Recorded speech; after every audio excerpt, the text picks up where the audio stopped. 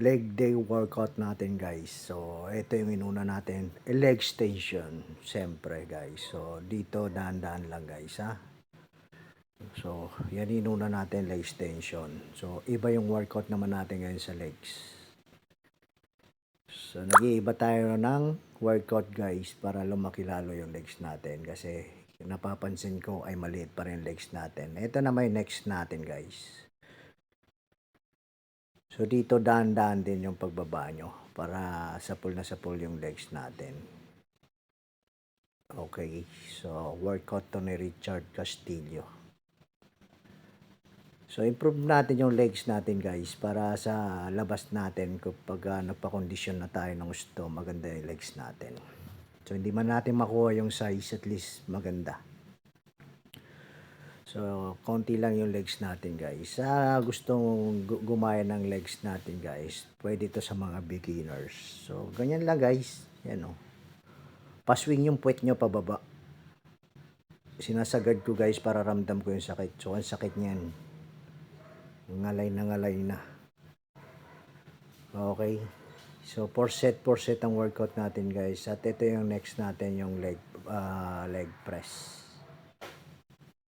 Okay, dito naman sinasagad ko rin guys para sa pull din na sa pull. So, yung paa natin sa gitna at close. Okay, siyempre marami ding workout dito sa leg press na to. Ayan. So, focus lang tayo guys sa workout pag nasa loob tayo ng gym. So, yung iba kasi napapansin natin na puro lang kwento. So, wala tayong improvement pagka ganoon. Lalo na sa mga mahilig mag-gym. Iwasan natin lagi makipagkwentuhan. Di baling suplado tayo guys, at least nakapokus tayo. Ayan yung mga improvement. So, para nagkakaroon kayo ng idea o tips para sa inyo. Yung iba kasi dyan, pumunta lang ng gym, magpasikat, chismoso, puro chismis. So, walang improvement yun guys. So, habang buhay na lang kayong bonding.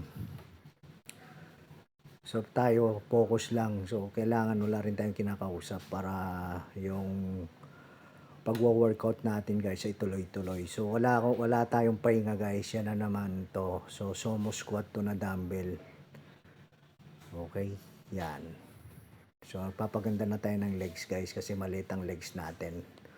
1 month to 3 months may result na to guys. So, kailangan natin talaga paghirapan. So, wala naman lumalaki o gumaganda na hindi naghihirap. Siyempre, diet pa rin. So, tuna. 1 kilo guys ang tuna ko, tapos 10 itlog. So, yun lang guys. Yun. So, nagkakanin pa naman ako guys sa umaga, tapos sa gabi, kamote o saging. So, 6 times a day ako kumain sa isang araw. Yan. Kasi yung iba, puro workout lang at hindi inaaral yung mga tamang pagkain. So, walang improvement din yun guys. So, sinasabi ko lang to para dun sa mga baguhan ay nagkakaroon ko ng idea. So, manood din kayo ng mga fitness vlog para yung mga ayaw magpaturo, nagkakaroon kayo ng kaalaman. Siyempre, yung iba kasi nahiya magpaturo. So ako nga guys, nagpapaturo din ako sa aming mentor. So ito na yung last workout natin dito guys. Yan. Okay, so yan lang yung workout ko guys sa leg. So pagkatapos yan, kain agad. So uwi sa bahay at pahinga para makarecover yung ating muscle. So hindi natin kailangan sobrang babad sa loob ng gym. 1 oras at kalahating oras, yun ang pinakamahaba natin. Ganun lang, sabay flex, uwi ka agad.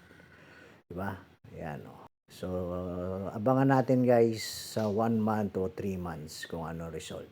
So, ganun lang guys. Thank you sa mga followers natin. Sa hindi pa nagpa-follow, follow naman guys. Thank you.